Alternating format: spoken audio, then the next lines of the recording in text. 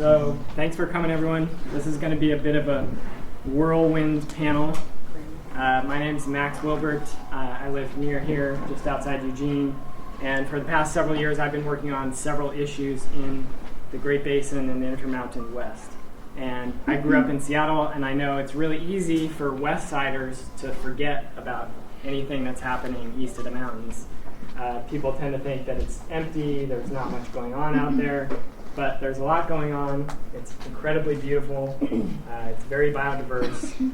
But because it's so easy to overlook, it's become sort of a sacrifice zone in a lot of ways.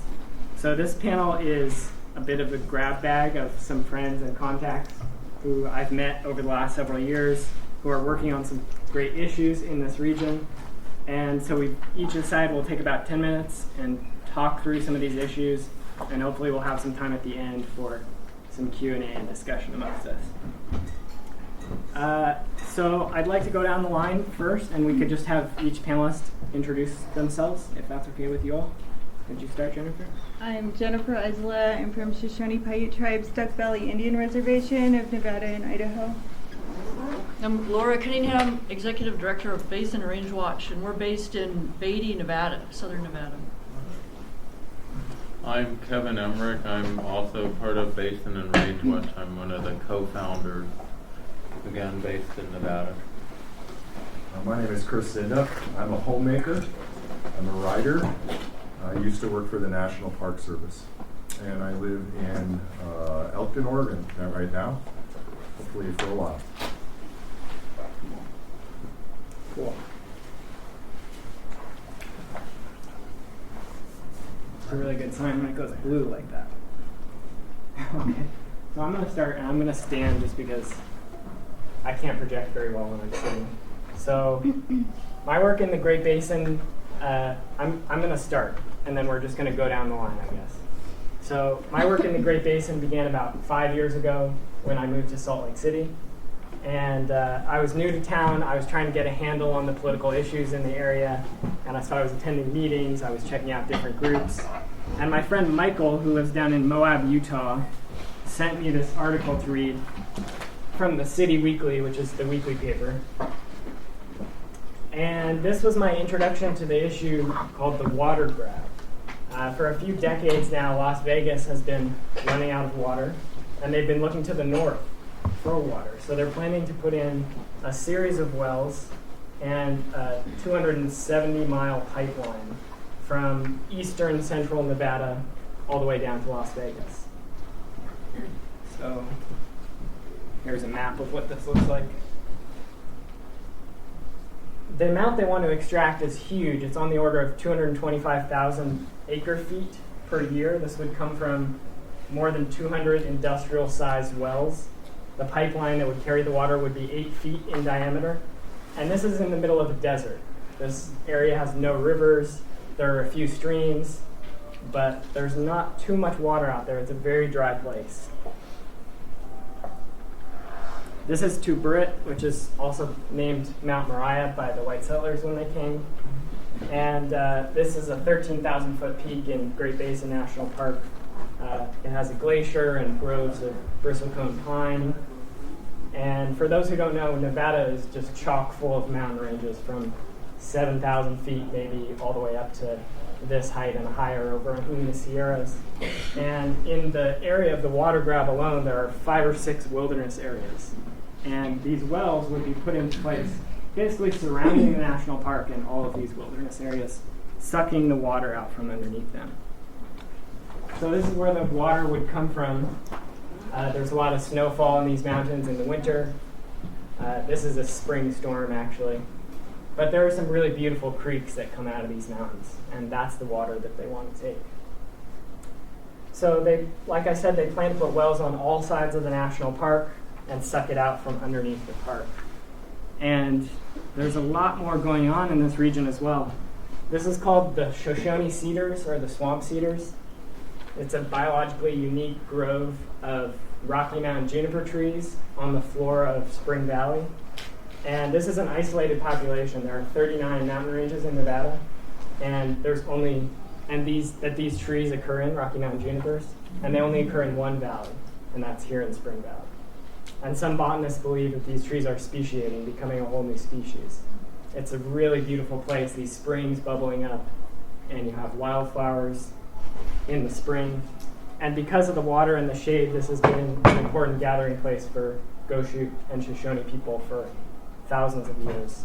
People would gather here to plan pine nut harvests and to gather and meet and mingle. And it's also a sacred ceremonial site. And because the Goshute and Shoshone people would gather here, it's also a very tragic place. There were 3 massacres at this site. The biggest was in 1863, and it's believed that about 300 people were killed by the U.S. cavalry. And the last massacre took place in 1897. And my friend Delane Spilsbury, who's a member of the Eisele Shoshone tribe, her grandmother was one of 2 little girls to survive that massacre. They were 10 years old. So it was a very important place for a lot of different reasons. And this is the headquarters of the first time I went to the headquarters of the Confederated Tribes of the Goshute Reservation. This is the first thing I saw driving up. SNWA is the Southern Nevada Water Authority. That's the Las Vegas water utility. And they came up with a new acronym for it. So my friend Rick, who's Delane's son, he says, water is life, and SNWA intends to take it.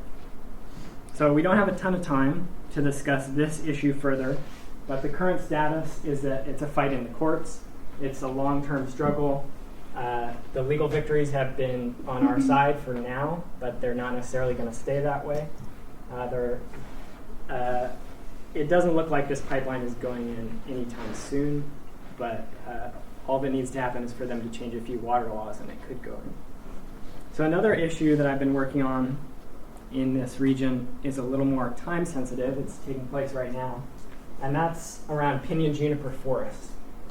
These are pinyon pine trees, and these are juniper trees over here. Some combination of pinyons and junipers is the dominant forest type across a lot of the Intermountain West. You can see this distribution map here. And you can find forests dominated by these trees from up in Idaho, down all the way into Mexico, and from the eastern slopes of the Sierras all the way into the Rockies. And in a big chunk of eastern Oregon as well. So here you have old growth juniper. It's really difficult, if not impossible, to actually age these trees, but a tree like that could easily be 800 years old or more. This is a Utah juniper, but you also have Rocky Mountain juniper. There are quite a few species of pinyon pine across the region. This is the single leaf pinyon pine.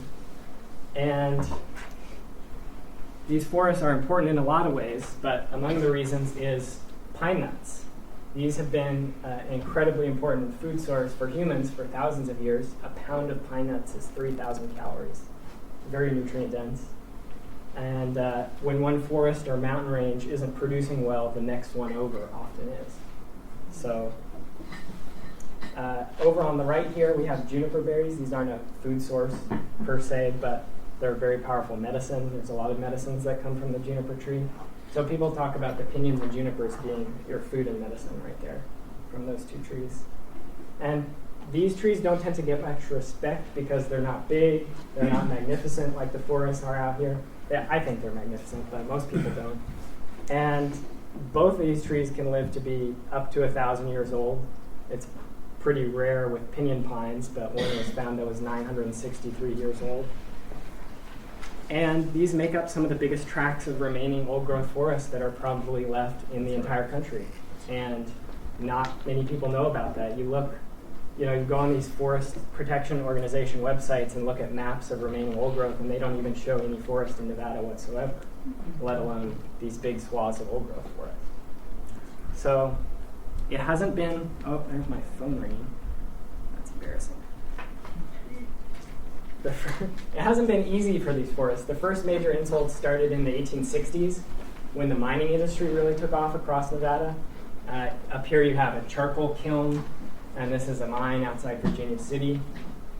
And you had huge swaths of trees being cut for charcoal and for timber. And a man named Ronald Blanner, he wrote the book on pinyon pines. He may be the world's expert on them. He cites accounts of the destruction around Virginia City, and he says, quote, "When mining began in 1859, the mountains for miles around were covered with pinyon and juniper. A typical yield of pinyon pine was 10 cords per acre. The furnaces of Eureka could in a single day devour over 530 cords of pinyon, the produce of over 50 acres.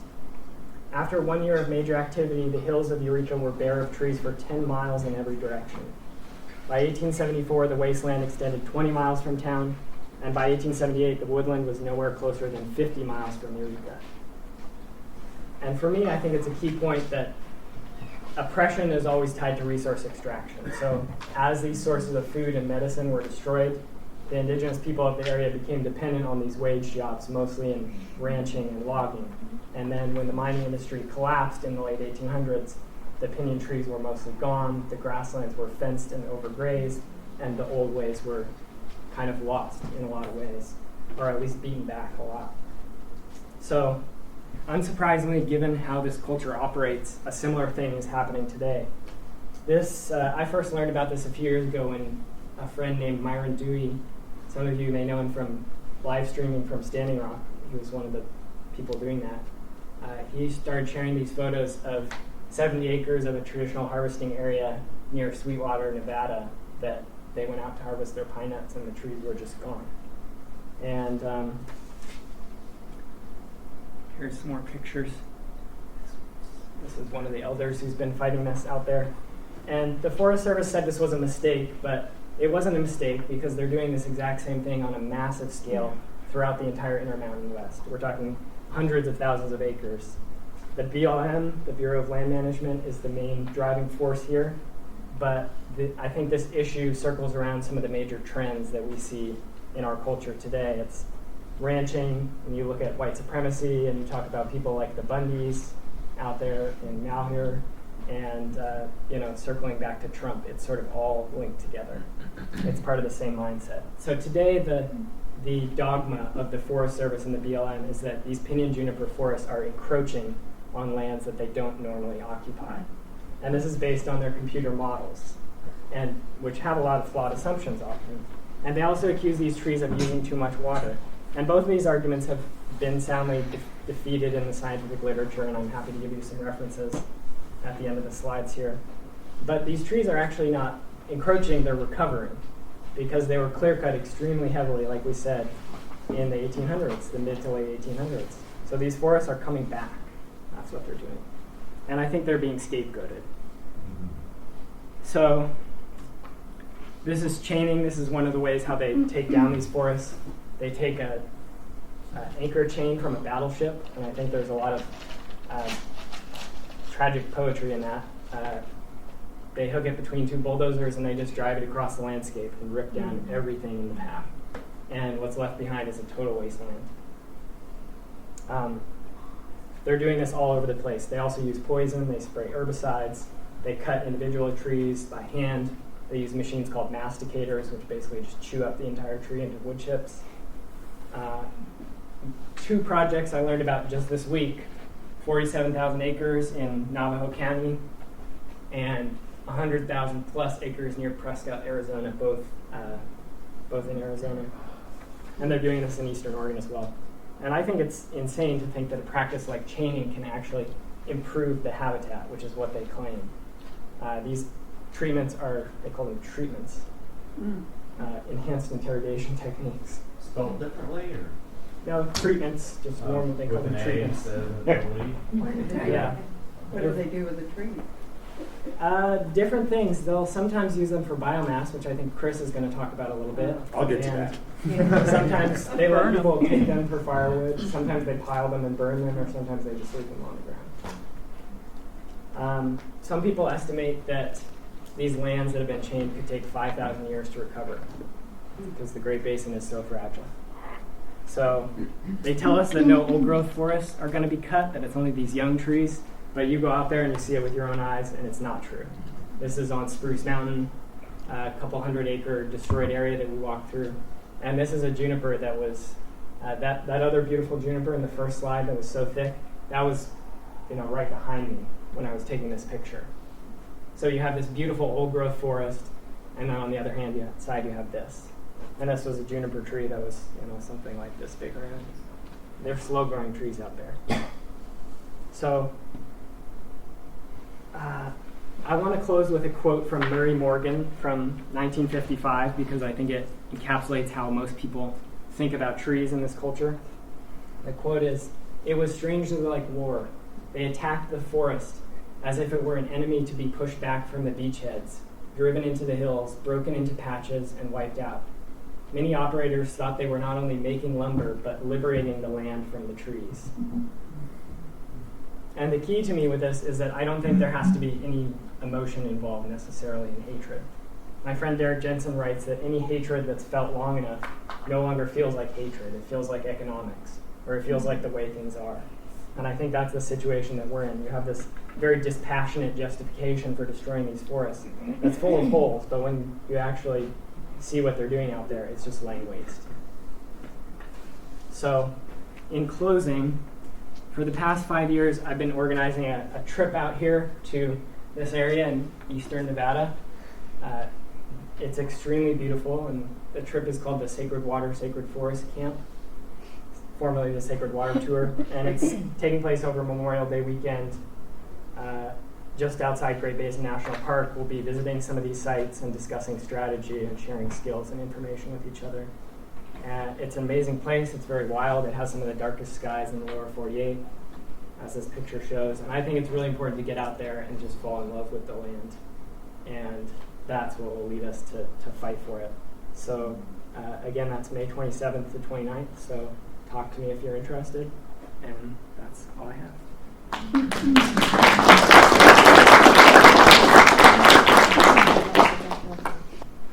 Okay, so I was just going to talk about the Tesla Gigafactory and some of the things that are going on in Nevada right now. The lithium-ion batteries are well, let's see. Tesla opened their Gigafactory earlier this year. They just chose Nevada. There's a location in Story County just outside of Reno where they're building their Gigafactory. Can we make this big? It's big up there for them. Oh, okay. So it's not complete, so it looks like this, but they are pumping out product, and it's not exactly what it's presented to be. There's a lot of collusion going on with the Nevada Minerals Commission. There's a lot of tax breaks going on with the government.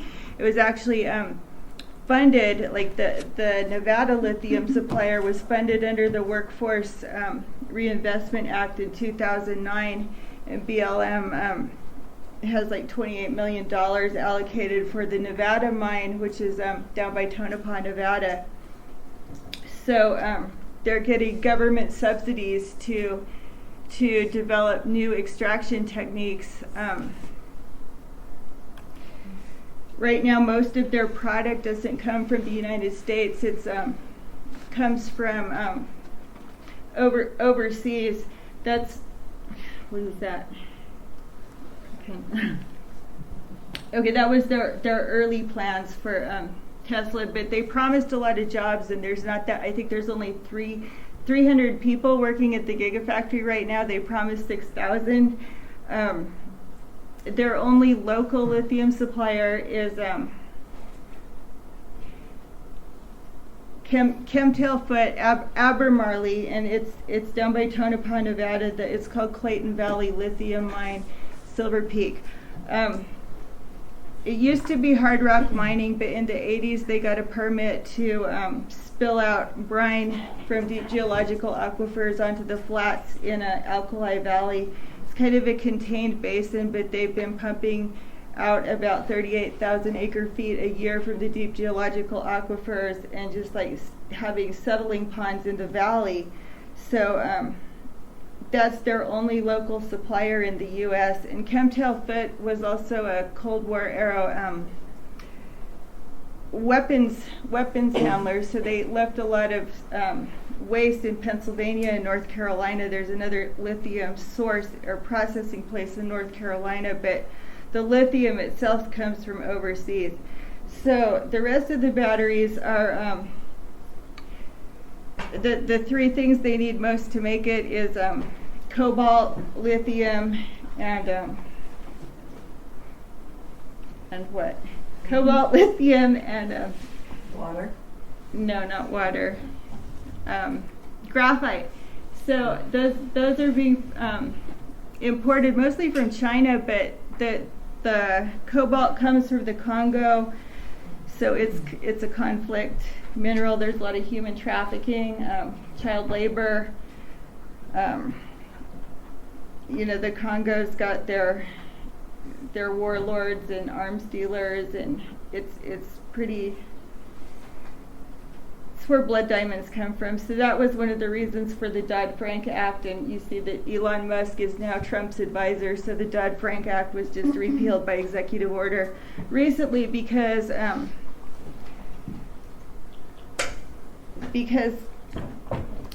Tesla has been called out lately for the past couple of years, like where are they getting their materials from?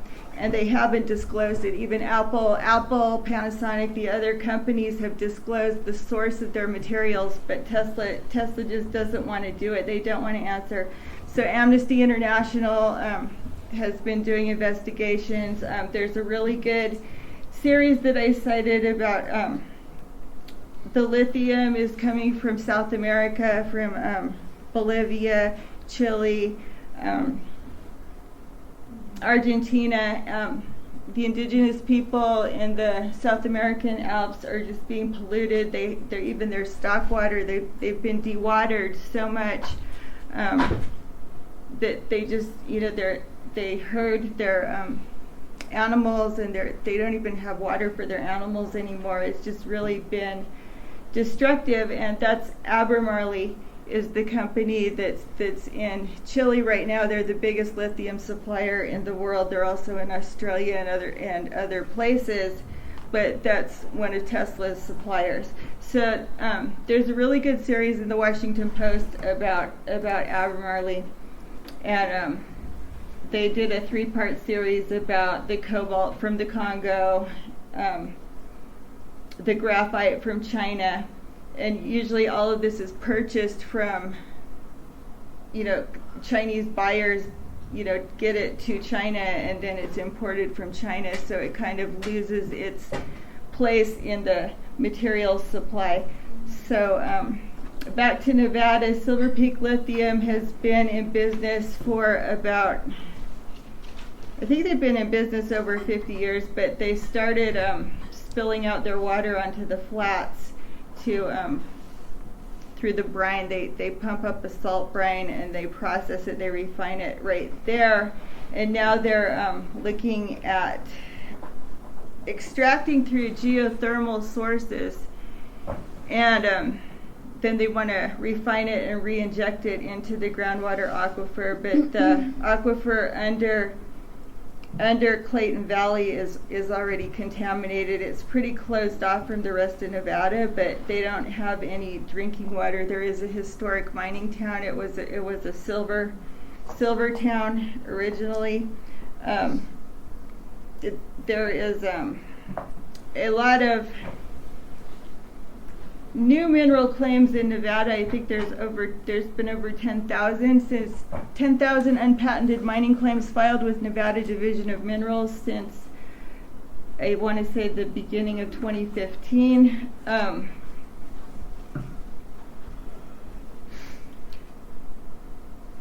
So they've got claims in Big Smoky Valley, Monte Cristo, Fish Lake Valley, Teals Marsh, Columbus Marsh, Clayton Valley, Alkali Lake, all the way up to the Black Rock Desert, into southern Oregon, up by Fort McDermott. Some of those placer claims are, there's placer claims, and some of the lithium claims have up to 25% uranium royalties being paid, so they're actually planning on sucking out uranium through the groundwater aquifers and refining that with the lithium.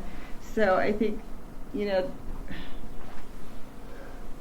the laws for public lands aren't suited right now for them to do that, but Nevada is working on changing those laws, and so is BLM.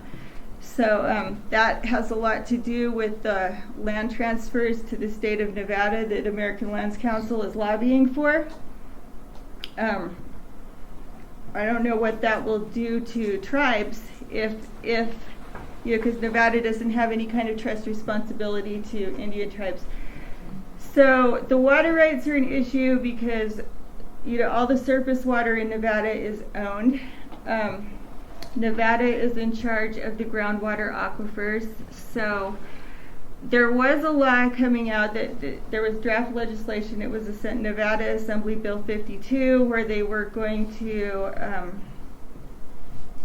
make some geothermal water rights available for development on BLM lands. And now Albemarle has come in and they have senior water rights and they don't want that, so they're lobbying against it now. They were okay with it last year until some of the other companies wanted to get in on it too, but now they want to monopolize, so they're lobbying against it. And they're filing against everybody's exploration permits. So there's the water rights issue. Let's see, Congress, Mark Amodei has introduced legislation to, it's called the Critical Mineral Development Act. It's for energy infrastructure, including pipelines across BLM public lands. It allows for some of these wells to be developed inside of wildernesses and the infrastructure installed, and then they would transfer that over to the state of Nevada. There's some new language in the Department of Defense Act, and they're trying to change dissolved minerals so it's available under fluid minerals like oil and gas extraction. So these are all new laws that we haven't seen yet. There's not laws in place for well casings for brine wells. It's just the whole permitting thing is not regulated to be done on this scale.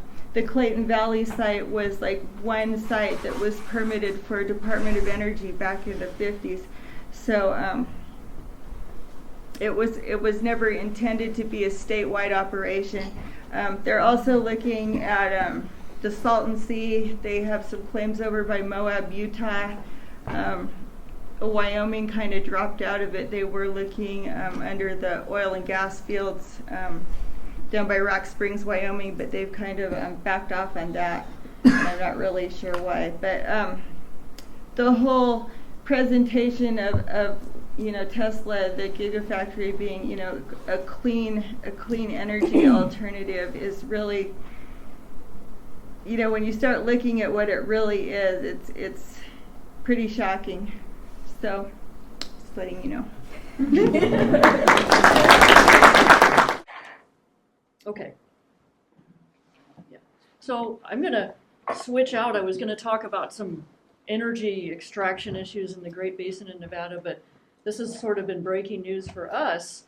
There's been a trend for big military base expansions in California, and now they're going to be hitting Nevada, really big. And so this is something we're jumping on. But the Nellis Test and Training Range has a lot of live firebombing in certain areas. Here's a map. It's a huge area of southern Nevada, north of Las Vegas, and it goes almost all the way up to Tonopah. And from Beatty, it goes all the way to, not towards Caliente, but in that direction. So they want to take 227,000 acres in that green area on the right, which is in the Desert National Wildlife Refuge. They co-manage the red, you can see that red part is the Desert National Wildlife Refuge, and the black is the Air Force Test and Training Range, Nellis. The purple is the atomic test site. So we got a lot of overlapping land management there. But the Air Force now wants to expand and take more of the public part of the Desert National Wildlife Refuge, which to us is just ridiculous. They also want to take this little square on the south part near Indian Springs, and then 17,000, almost 18,000 acres of BLM land right near where we are, in the headwaters of the famous Amargosa River, which flows underground sometimes, but right in the headwaters. So this came to our attention really recently, and it's a strange new process that Basin and Range Watch has not seen before. It's a legislative environmental impact statement that's in the scoping process right now. And what that means is the Air Force is the lead agency. It will withdraw land from Department of Interior. Fish and Wildlife, U.S. Fish and Wildlife Service runs the Desert Wildlife Refuge and BLM land. So, but the decider in this, usually like an EIS, an environmental impact statement under NEPA, the record of decision is signed by like the head of Interior. This is going to be decided by Congress. So Congress will actually take all the NEPA review and make the decision at some point. It's early in the stage right now. This is the sheep range, this is all beautiful public land right now inside the Desert National Wildlife Refuge. And most of what you see in that mountain range will be enclosed by military if this happens. The Desert National Wildlife Refuge, 1.6 million acres, a lot of proposed wilderness. It formed for management of desert bighorn sheep, and it has one of the largest populations, 600 very healthy desert bighorn sheep there, and a lot of other wildlife. Now we attended a poster session from the Air Force where they had a lot of poor maps that they haven't really been putting online very well. So these are my photographs of posters, but all these little dots, like the purple dots that you see there are records of desert tortoises. And this map is highly inaccurate because they're showing almost no purple dots in the area that they want to enclose. They're all on the outside. And that is false because I actually worked as a biologist inside the target areas inside the present military base where they do a lot of these live fire exercises. And I have never seen so many tortoises in my life. It was like there's no dogs, there's no disease, there's no people collecting tortoises, and there were nests and eggs and babies, and so there actually are a dense purple dot core areas within the military land. So this is an inaccurate map. Some of the other maps they show, they have these bombing ranges, and in the north, up on kind of the top upper left part is near Tonopah, and they have sort of an indiscriminate area of a big basin where they just do a lot of live fire bombing. And in the south, these white polygons are what they can do now. They have these very specific targets, and I worked on one of those there that has it's a strange area that they weld together metal shipping containers into buildings. I even drew some of it. No cameras were allowed. So this is inside the present target zone in the Nellis Test and Training Range, and they had like the old hull of a C-130, but this was 7 or 10 years ago, so I think it's a lot bigger now. But they would have the palace built, construction of metal containers, and then next to it would be the hospital, right? So they were trying to strategically target certain structures without hitting others. But what they want to do, the main target is that long white polygon on the left, and they want to bomb that more. Right now they just kind of do a limited amount of live fire targeting, and so what they think they need is a big buffer over what is now public land over the sheep range, and that's that sort of lighter green area. That's sort of what they initially wanted to just take. We're going to take, and that's in the Desert National Wildlife Refuge. Here's another sketch of some of the more minor live fire exercises inside this target. I was just drawing when I was a tortoise biologist out there. But what I think they want to do is use bunker busters now in this target. Like they often, this is a kind of a bad picture, but they'll drop these bigger bombs and try to explode bigger targets. And I was talking to the Air Force and saying, well, why do you need such a large buffer? You're going to take most of this mountain range that's in public land. And they said, well, modern warfare has gotten more advanced. And what they want now, that on the left, they can only fly in and drop their ordnance from the north into that target. And what they want to do now is to be able to fly in any direction, 360 degrees, higher and faster. And what I think they want to do is drop that big bunker buster onto a target. But they say that they have misfires, and so they don't want any public in the wildlife refuge. And they also have shrapnel. Apparently, shrapnel can fly 10 miles over a mountain range into public land. So they just want to, this is all what they say is for safety. So that's just some of their posters talking about the bomb safety footprint, complex warfare requirements. It's actually really sad because they not only want to do bigger live fire bombing over the Desert National Wildlife Refuge with all these bighorn sheep, but they want to make new roads and put these cement pads where there are nothing now but wilderness, where they will build these electronic warfare emitters for complex electronic, countermeasures. They'll pretend to have the enemy on the mountain range and sending electronic signals to mess up their bomber runs. But right now, this is just remote wild habitat for bighorn sheep. And they want to have roads. They want to have new cement pads with beacons. They want to have very fast, probably B-1 bombers or other aircraft flying fast and low and dropping big bombs into an area, which they're not going to do any live fire in the area they want to expand into, but they're going to have like Humvee training and all sorts of other things. So right now they fly in almost from Utah and do the big bunker busters in the northern range near Tonopah. And down in the yellow is they want to expand their big, high, fast bomb live fire exercises in the southern part of the range where the Desert National Wildlife Refuge is. And then to jump back really quickly, I'm almost done, but the R77 expansion there, that little tiny part on the left, that's actually the headwaters of the Amargosa River. And I have a picture of it. Well, I took the picture out. But it's just a beautiful area of Joshua trees and remote desert. And what they want to do there is fly their drones, which are now based at Creech Air Force Base, take off from there, this is new, fly over the Nevada test site and do live Hellfire missile bombing in the headwaters of the Amargosa River.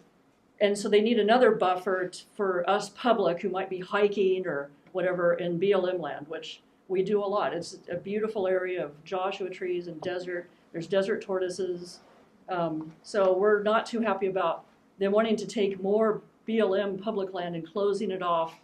So in case, they have a misfire or shrapnel. We don't think they need to do any more military expansion tests. So if you go on our website, www.basinandrangewatch.org, we have all of this information there. Like if you would like to comment, the scoping process is just opening. We have like what alternative you should support. And it's the status quo, like don't change anything.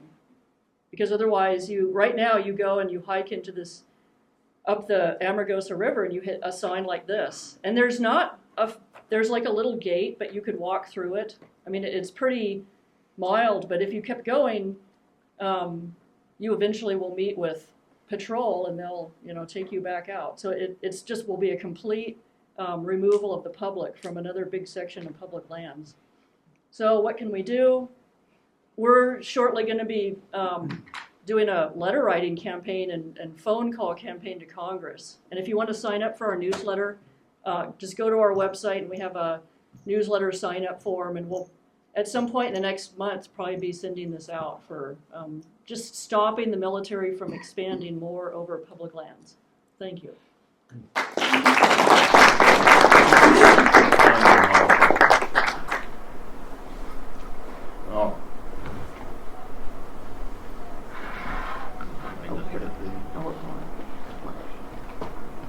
Yeah. Okay. Okay, thanks. I'm Kevin Emmerich. I'm also part of Basin and Range Watch. Thanks for inviting us to this. I'm actually following the lithium mining too. I'm pretty worried about that, so you gave me some new info. And we're really following the PJ forest reductions as well. We really oppose those. But what we've been doing a lot as a group since about 2008 is following and opposing a lot of these, what I would call sacred cow renewable energy projects. And we love renewable energy. I want to make that really clear. And we just think it needs to go in the right places. And the pure intention of creating big solar energy is good. It's to reduce carbon emissions. It's to help stop climate change. But when you get these really large corporate companies behind it, the environmental impacts of these projects kind of go on the back burner. And so what I want to do today is give you guys a history of what we've been following since 2008 through some photographs. And I'm calling this before and after. And this is not all of the projects. There are many. There are only 5 in this presentation. But it will give you a good idea of why we had a problem with a lot of these. And we support solar and rooftops over parking lots and brownfield and disturbed areas. But these locations are problematic. And so let me go on here. I don't know how that got so small. That's supposed to be a lot bigger. So I hope that something's definitely gone wrong with this. These are not supposed to be this small. But we just became a nonprofit organization. We started out as a volunteer group back in about 2008. Nobody was following these real flatlands that we were looking at. And so when there was a renewable energy rush, we got really concerned. Now, why are we concerned? Okay, this is a little bit better. You can see this slide. How big is the average large-scale solar energy project that's built out in the desert? A lot of people thought we were overreacting at first when we got a little concerned about this. They say, well, what's the big problem? It's maybe just the size of a football field. Well, a football field's about 360 feet long, 160 feet wide. You take some of these really big, large-scale solar energy projects, and they're looking to be about 7,500 acres, 4,000 acres.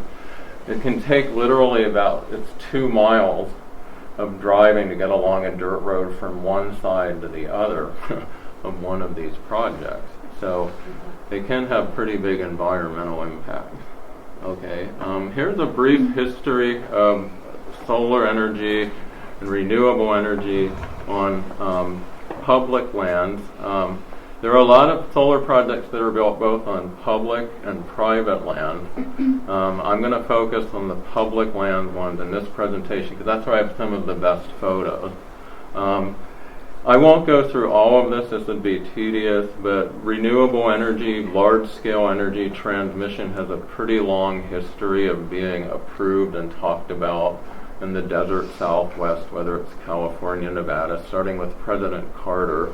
He had the Department of Energy and he had his National Energy Plan, and this pushed for some of the first large-scale energy plans in the West out here.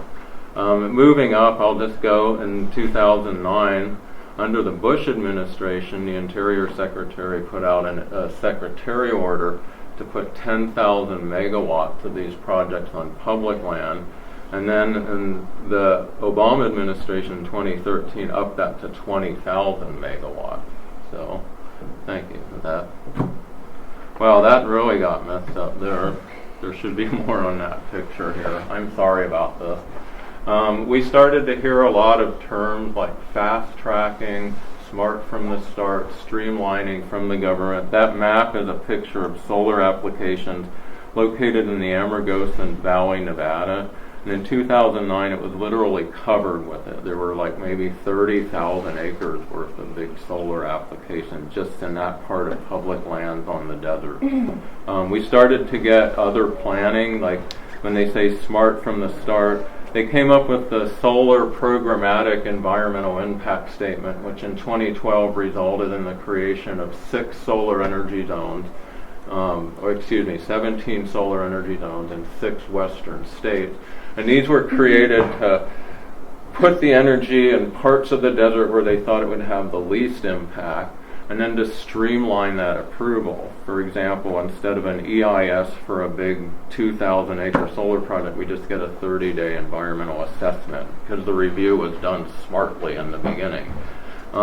We also started to see the desert, or we saw the approval of the Desert Renewable Energy Conservation Plan, and that was created in 2012 in California, and it created millions of acres of conservation area, but freed up 400,000 acres of public land for streamlined, large-scale energy development, and that's a lot of undeveloped land.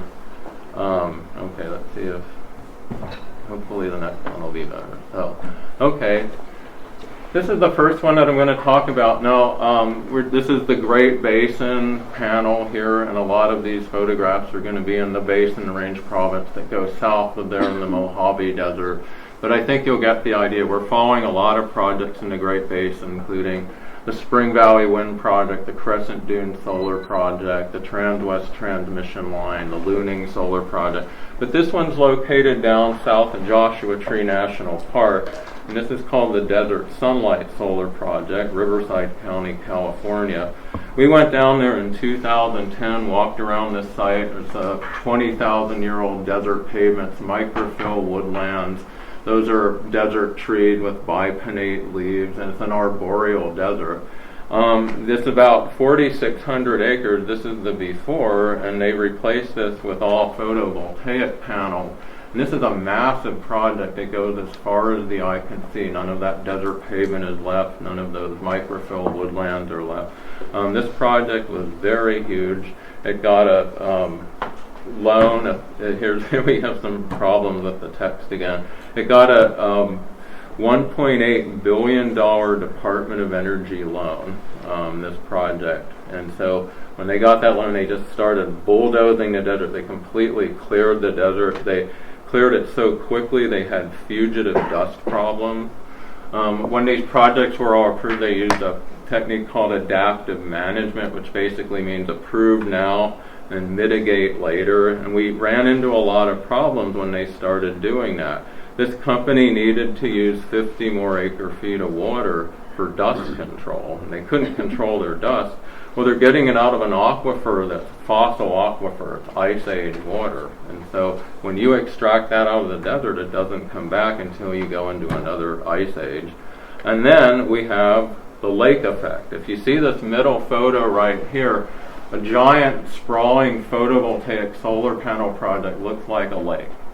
And birds are deceived by that look, and they have been noticed, like they hit buildings. Well, you put a big flat building in the middle of the desert here between the Colorado River and the Salton Sea, you get birds hitting solar panels, and they have found a lot of dead birds under this project. And that one on the left there, that's called a Yuma clapper rail. There's less than 1,000 of those left. That's a federally endangered species. Some of these are killing birds. Next one. Okay, at least these are coming out. This is in Nevada. This is called the Dry Lake South Solar Energy Zone, an 1,800 acre project called Playa 2, Clark County, Nevada. It's basically a large upland Mojave Desert habitat. Before, here's what it looks like after scraping. A pretty dramatic difference right there. So this particular project here is, it's like I said, in a solar energy zone. So they only reviewed it with an environmental assessment, and they missed a lot of things. The fact that it connects 2 desert tortoise wildlife linkage areas, the fact that it's between 2 water areas and it could kill birds. They removed 77 desert tortoises from this area. And this photograph in the middle here is of Mojave yuccas, and they moved those when they built a giant substation for this project. But if you look at the hill there, which is south-facing, there are no other yuccas on the ridge there. And that means they put these yuccas, these are desert plants, but it's too low. And that means they're probably not going to survive. That's what I mean by adaptive management. They build these projects, think, how are we going to deal with it later? And then they don't really find a solution. This gunk right here is called cryptobiotic soil, and it's actually biological soil crust. It's very important in the desert. It actually stores carbon. The question is when you dig all that up, how much carbon disappears, and how good is that for climate change, and is there a better alternative to put these on rooftops? Ivanpah Valley, California, near Primm, Nevada, before 2010, after they built a power tower here. Here's another before. This is Clark Mountain in the Mojave National Preserve. This project was built about 3 miles from a national park. Here's after.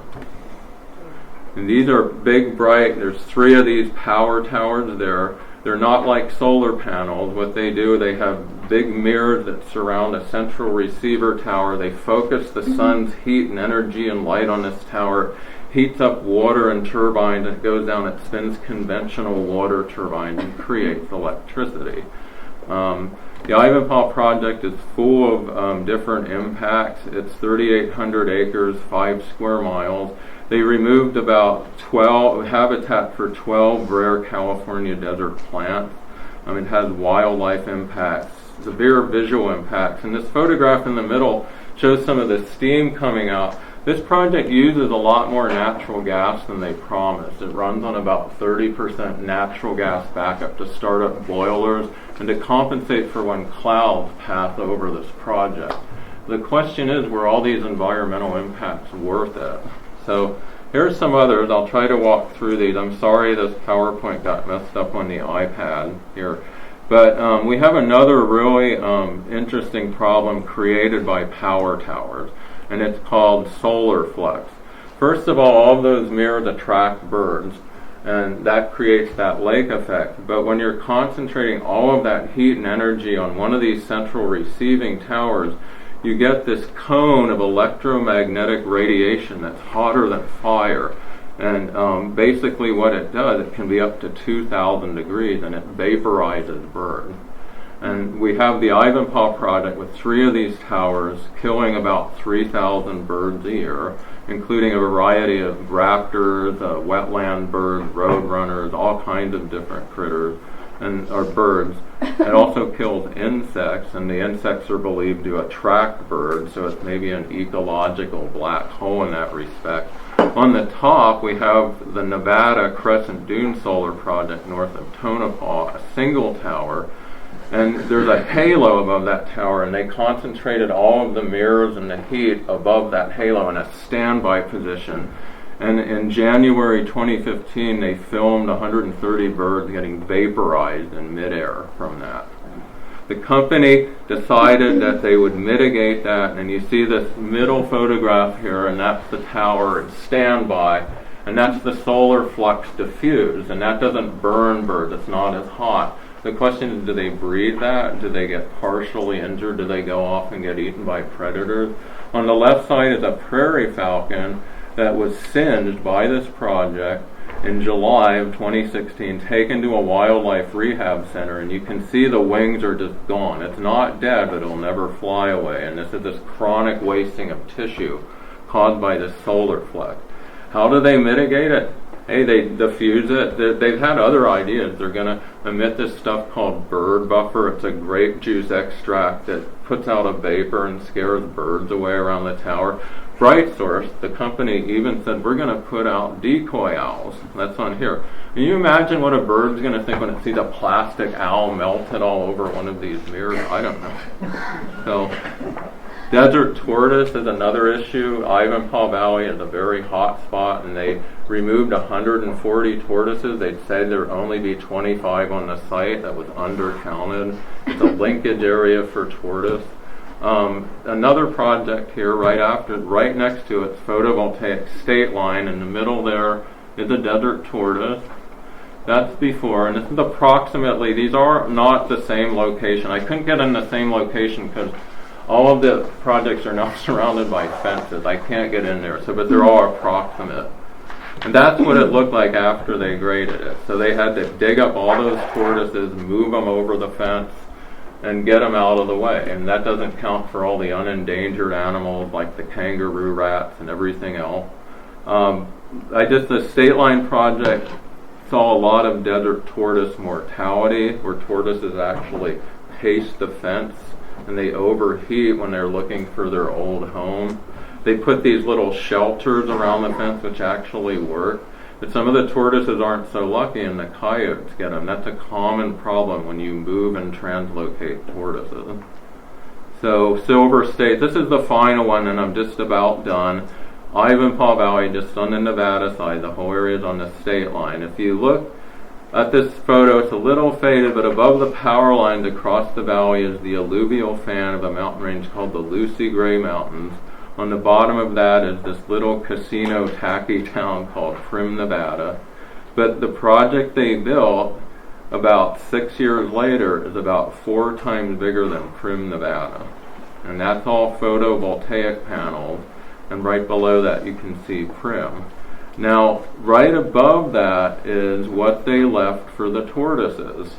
They left about 1/3 of the area for those tortoises to use as connectivity. Tortoises don't go and walk that whole thing in one thing. It's generation after generation. But they want to keep that open for wildlife linkage. And for big solar, for solar panels that can go on rooftops, they cut that down by 1/3. Is that a wide use of solar energy?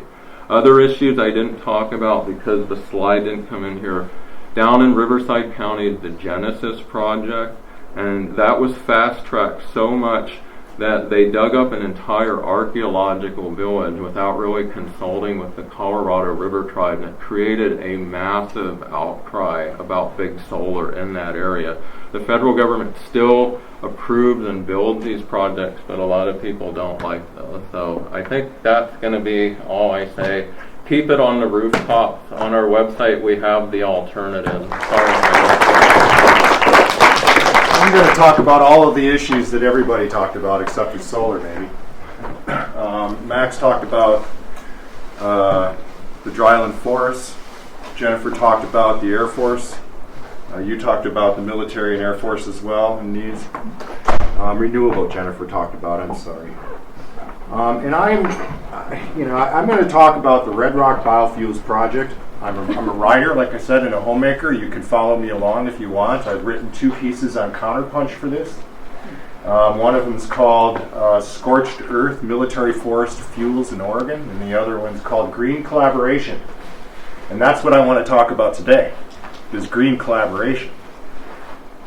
Jennifer, any big greens helping you with your issues?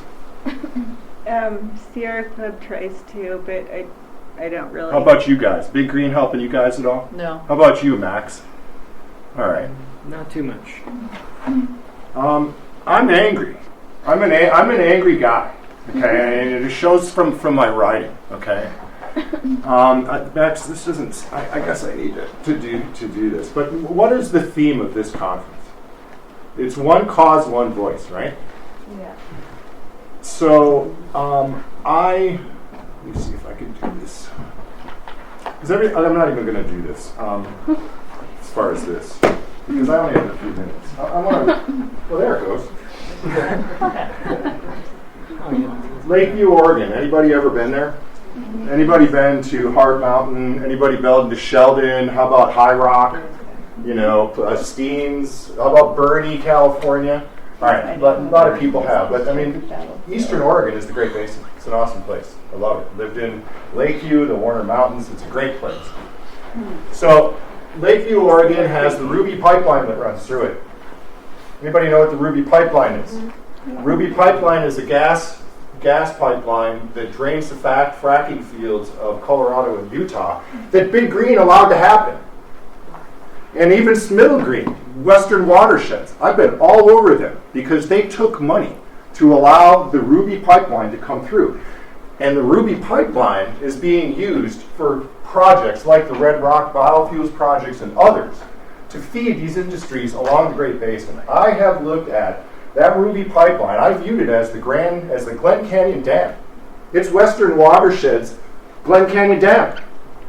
And they don't want to talk about that because they got money. Onda too.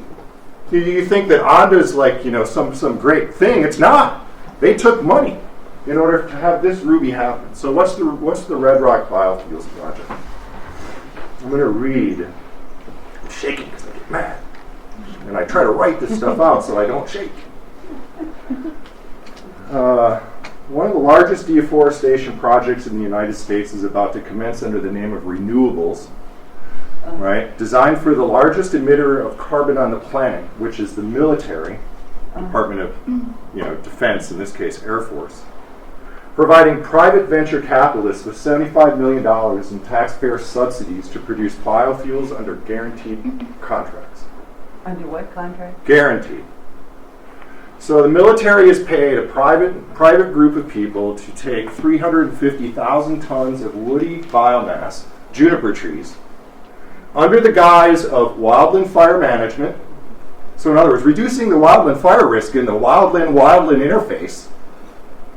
And for cattle, right? Because cattle degrade the Great Basin environment so much that you end up with these encroachments, these stream problems. They call them encroachments, and there are some encroachments in riparian areas. I'm not talking beyond that. But what they want to do is cut it. They want to cut this stuff down, truck it to Lakeview, and turn it into 15 million gallons of biofuels a year.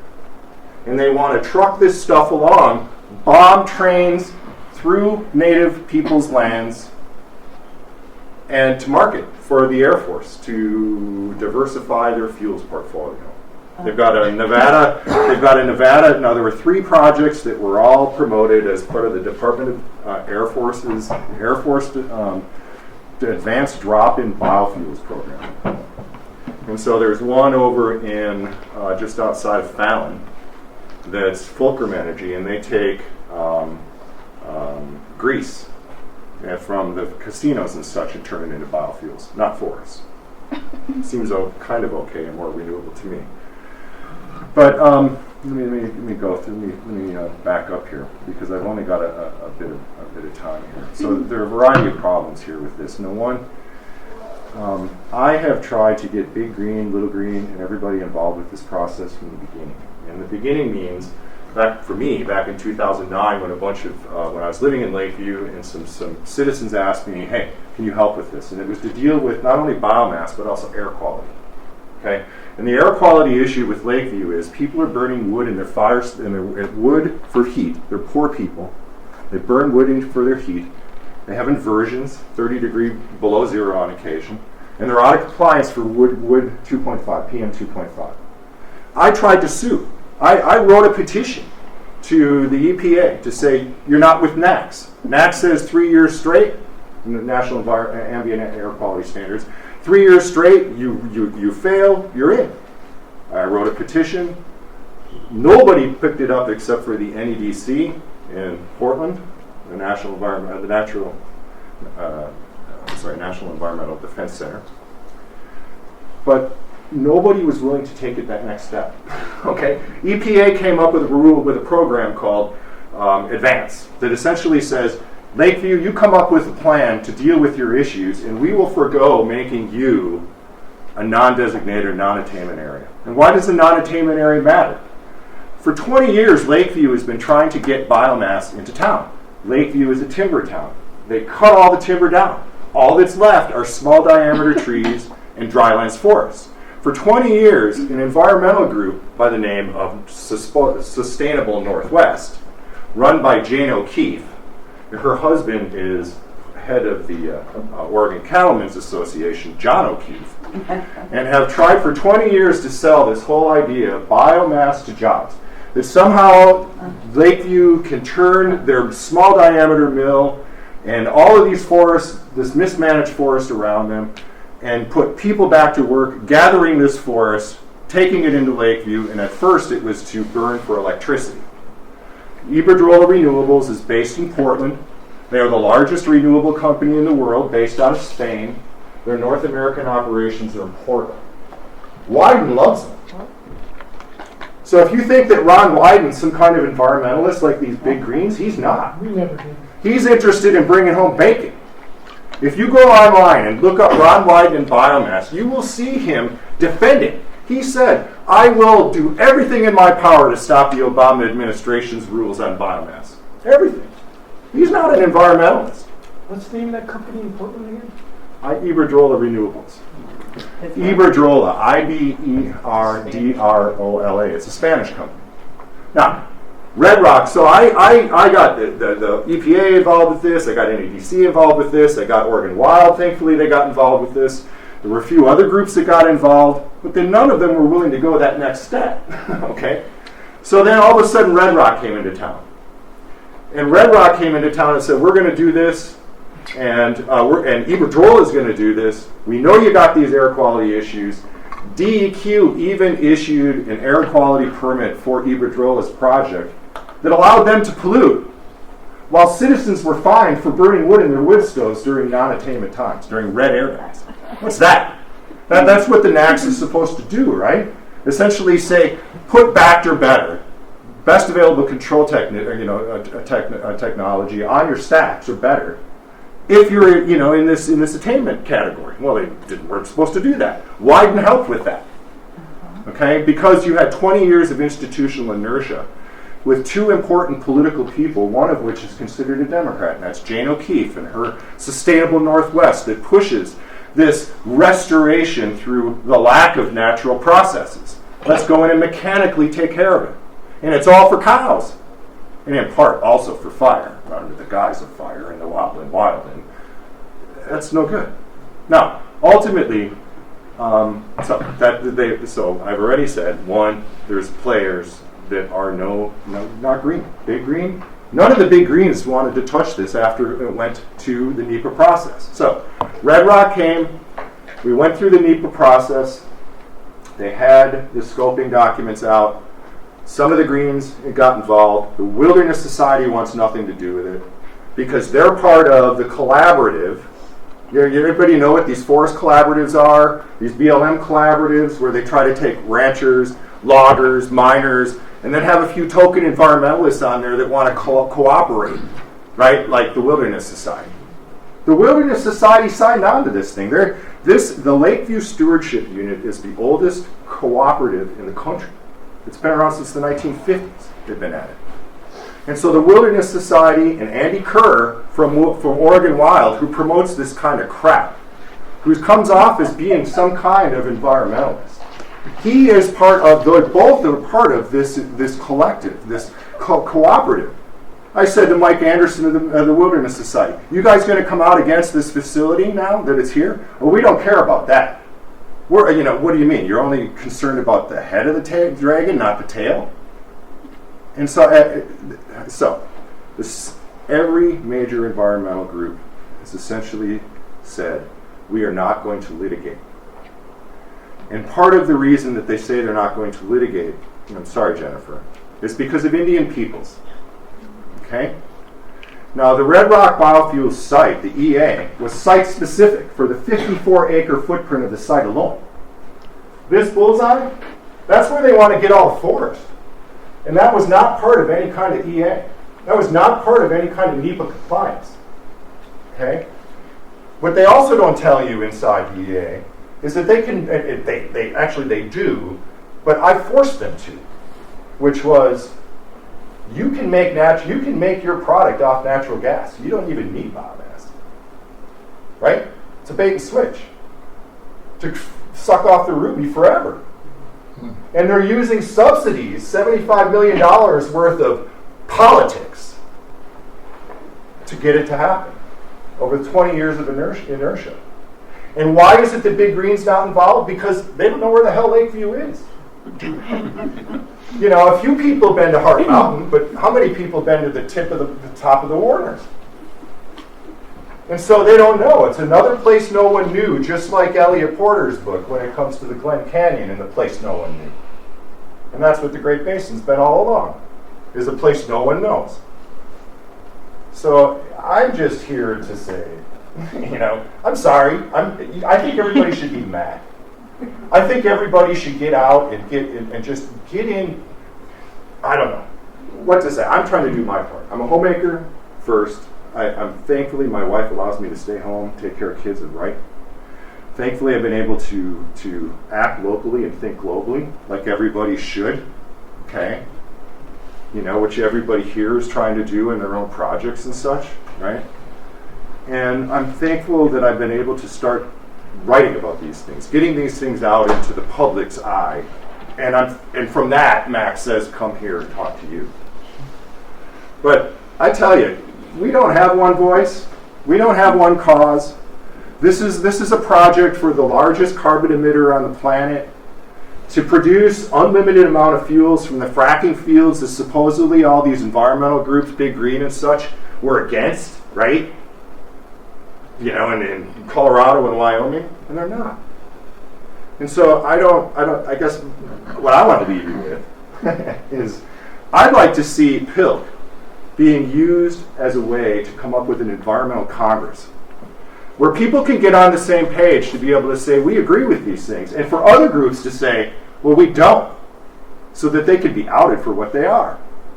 So how many people in here are members of the Wilderness Society or the Sierra Club?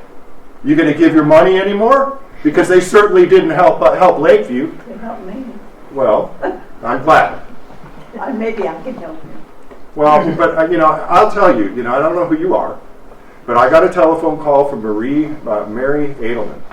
She started the NRD, the League of Conservation Voters back in the 70s. Oh, yeah. And she was talking at that time, boy, what's going on in Lakeview? What's going on in Lakeview? And her concern was the Oregon Environmental Council. And they're not on board with anything. And she says, well, I'm going to take my money and go somewhere else. That's what it's going to take for us to get the work done, because Big Green's not going to do it for us. And neither are a lot of the little greens, because they're all neoliberal. They all need money. They all work off that system. They're all willing to be co-opted. And can I tell you one last secret? My wife is a district manager for the BLM. What do you think that our house is like? I deal with her with this, I do this with her all the time. She loves me. I'm lucky. But we need to do this to Big Green. And hopefully we can still stay in love, although I want a divorce. Thanks.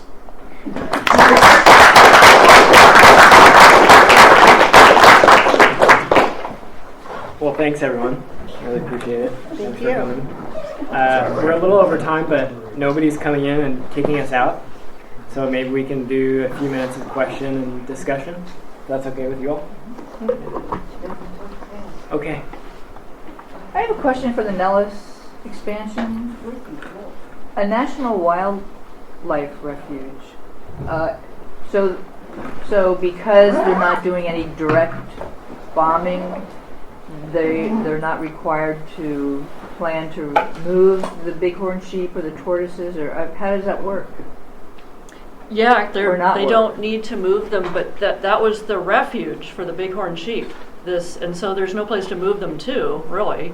And so military just claims I don't even know what their mitigation is for this. I don't think they've come up with it. They just are pretty sure they're going to get this land. They'll fly over, and that won't cause any stress to lambing sites, for example. But no, they don't have any plans to move tortoises or sheep or golden eagles. So it's delisting. I mean, it's no longer going to be National Wildlife Refuge. Yeah, it will be. There's a technical process where it will be withdrawn, and then it'll be co-managed a little bit by the refuge people. But I was talking to one of the biologists, Fish and Wildlife Service biologists, and they will let the Fish and Wildlife Service bighorn sheep biologists have 20 hours a year to go in and check the sheep. 20 hours a year. So they're very concerned that they won't really be having enough time to even see how the sheep are doing. And the Nellis has a biologist, but they're not. Once it becomes absorbed into the DOD, we won't know what's happening. And it's been an open refuge since 1936. And so that's a big deal. And there's, a lot of local people that are pretty pissed off that they're just going to lose their access to it as well. Actually, it takes a lot of nerve to try to do that. And it might happen under this administration, too. So. I need to do something, if I can. I need to correct something, because I started to say something and I forgot. And I said, well, it's all Native people. They screwed it up. Well, they didn't. Okay. With Red Rock. The issue is, and I want to clear this up, in that the EA is specific to a 54-acre site, of which is a village site for an Indian. It's an Indian village site. They went through and they found, they surveyed 6 sites, and in one site alone they found 3 pit houses and 10,000 artifacts in one survey site. And they've got 6 more, and they're going to dig it all up. And so part of the issue with the EAA was there is no formal 106 compliance agreement and an MOU between the Pit people, the Klamath people, and the Paiute, the Burns Paiute. None for any of this project in Lakeview for all of these artifacts and such. Now, the reason I said this in regard to Indian peoples is like there's a tribal council and there are people. They're just like our government, and we've got Donald Trump in right now, but we're not all Donald Trump. And so the Klamath, none of the tribes have decided to litigate. I have money. I have money dedicated to me by a small green group to litigate this. None of the bigs would come with that. Not even W.E. Law here at U of O would go with this, unless I got Native peoples. If I got Native peoples to come on board, we could sue. And none of the Native peoples would come on board, the tribal councils. And 2 weeks ago, the tribal chairman of the Klamath people said, we're all against the Red Rock project, but we see it as a business opportunity.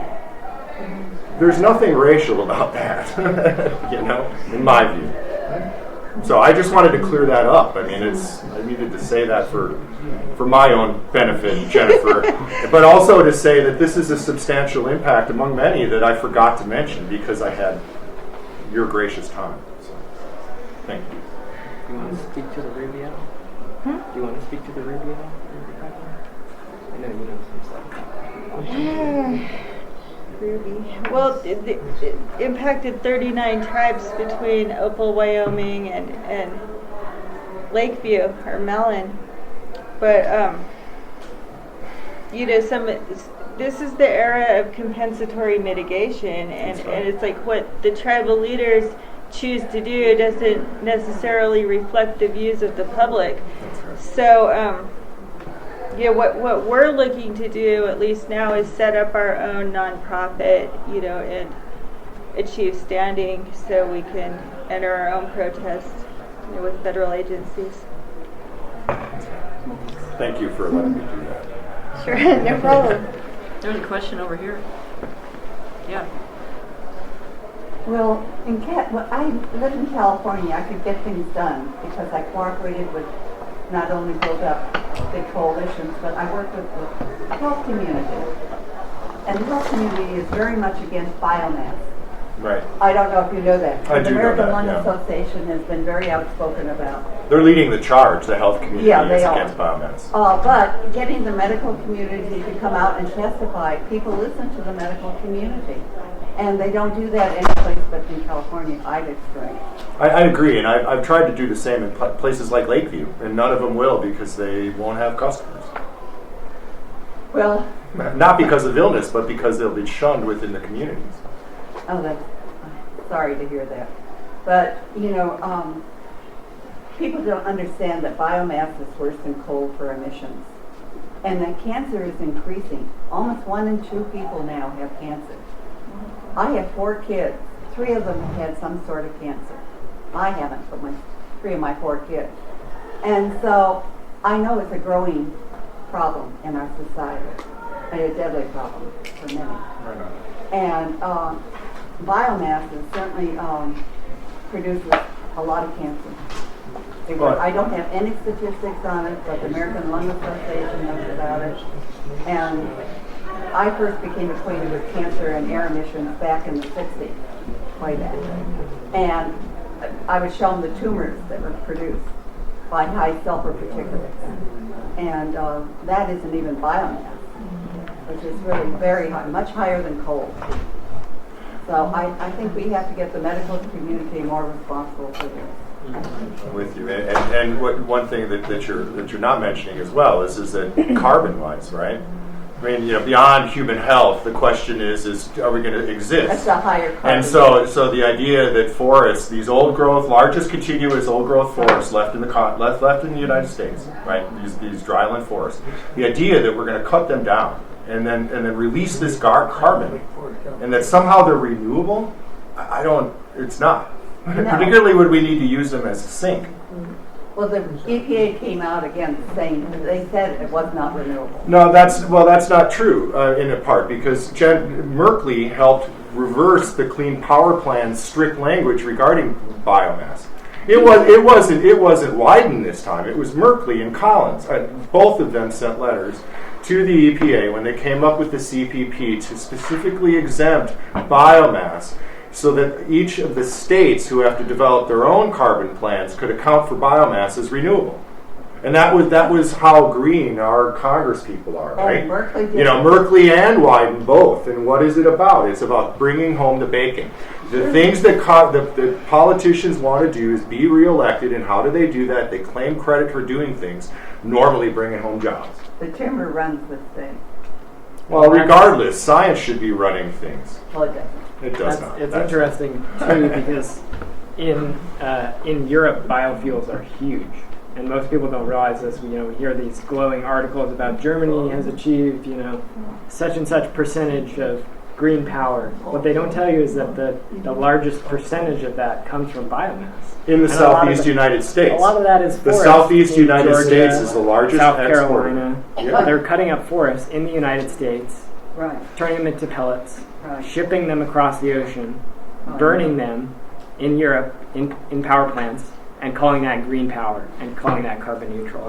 And GE trees to boot. My friend Derek Jensen came up with a great way of talking about that, which was carbon laundering.